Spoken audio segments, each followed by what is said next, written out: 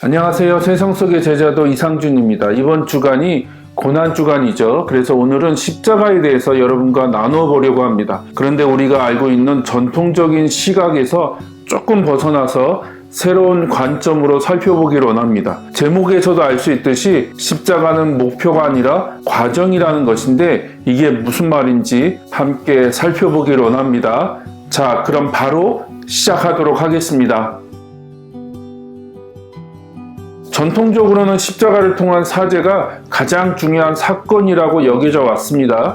이것을 가장 잘 보여주는 예가 바로 기독교의 상징이 십자가가 된 것입니다. 여기서 잠깐 다른 이야기를 한다면 성경 전체적으로 하나님에 대한 이미지는 선한 목자가 많았고 대표적인 예가 시편 23편이죠.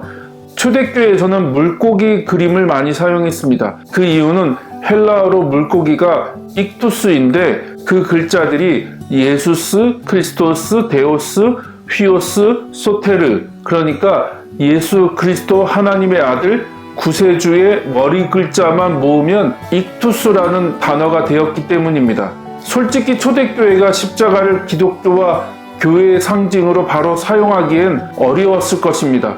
왜냐하면 십자가는 죄인을 가장 잔인하게 죽이는 교수대였기 때문입니다. 교회의 역사를 보면 십자가는 4세기에 기독교가 공인되면서 기독교와 교회의 상징으로 사용되기 시작했습니다.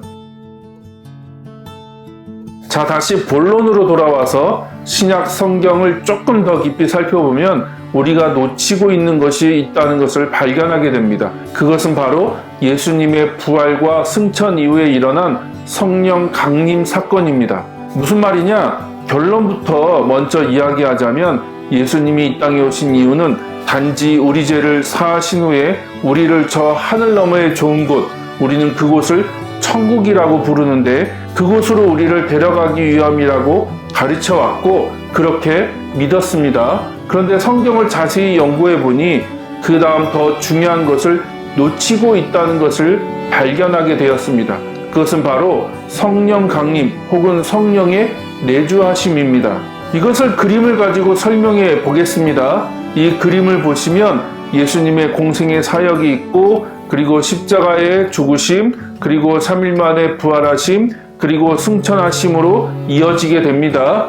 근데 여기서 끝나지 않습니다. 예수님은 제자 공동체 이후에 성령을 부어 주십니다. 이것이 바로 오순절 성령 강림 사건이죠. 우리가 오순절 성령 강림이라고 하면 많은 분들이 그저 방언을 하거나 어떤 능력과 기적이 나타난 것만을 너무 강조하는데 오순절 성령 강림의 핵심은 요엘서 2장이나 사도행전 2장에서 말씀하신 것처럼 모든 사람에게 성령이 임하셨다는 것입니다.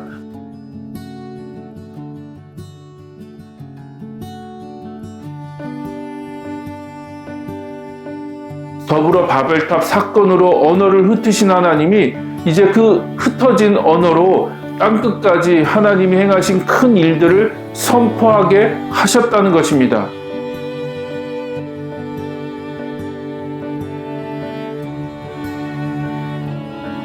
우리는 이것을 하나의 사건으로 볼 수 있어야 합니다. 예수님의 공생애와 십자가의 죽으심과 부활 그리고 승천은 바로 이어지는 한 사건으로 수렴되고 연결되는데 그것이 바로 모든 하나님의 백성들 안에 성령님이 내주하신다는 것입니다. 십자가만 놓고 연결을 지으면 성령은 말 그대로 거룩하신 영이시기 때문에 죄로 인해 깨어지고 더러워진 인간 안에 내주하실 수 없다는 것입니다. 성령님이 하나님의 백성들 안에 내주하시기 위해선 먼저 죄와 거룩의 문제가 해결되어야 합니다. 그래서 예수님이 십자가에 죽으신 것이죠.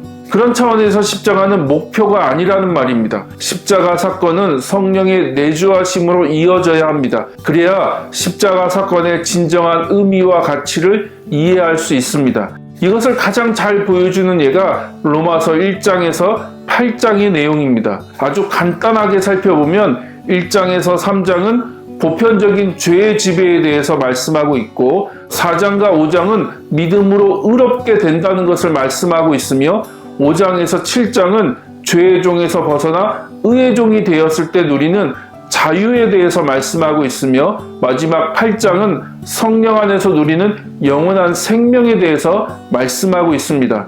이렇게 보면 로마서에서 가장 중요한 부분 바로 8장입니다. 많은 분들이 로마서에서 가장 중요한 장이 3장이라고 가르치는데 물론 3장도 너무너무 중요합니다. 하지만 로마서 전체의 구조를 보면 믿음으로 의롭게 되는 것이 전부가 아닙니다. 그것이 목표가 아니라는 말입니다. 진정한 목표는 바로 믿는 자들 안에 내주하시는 성령을 따라 사는 삶에 있습니다. 우리가 믿음으로 의롭다함을 얻는 이유는 그저 죽어서 천국에 가기 위함이 아니라 성령을 통해 주어지는 새로운 생명을 가지고 살아가는 삶에 있습니다. 그렇기 때문에 로마서에서 가장 중요한 장은 3장이 아니라 8장입니다. 정리하겠습니다. 고난주간을 보내고 있죠. 하지만 주님의 고난과 십자가에만 머물러 계시지 않으셨으면 좋겠습니다.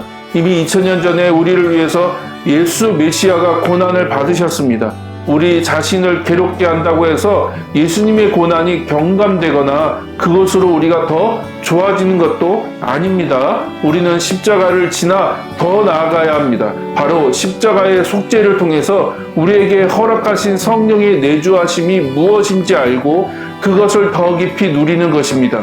그리고 성령의 내주하심의 진정한 목적은 이 땅에 있는 하나님의 백성들을 통해서 예수 메시아가 가지고 오신 하나님의 나라를 이루어가는 것에 있습니다. 항상 강조하지만 미래적인 하나님의 나라만을 바라보지 마시고 이미 예수님이 이 땅에 가지고 오신 현재적 하나님의 나라를 이루어 가시기를 소망합니다. 오늘 영상은 여기까지입니다. 시청해 주셔서 감사합니다. 하나님의 나라 복음을 더 깊이 깨닫고 누리는 고난주간이 되시기를 빕니다. 사랑하고 축복합니다.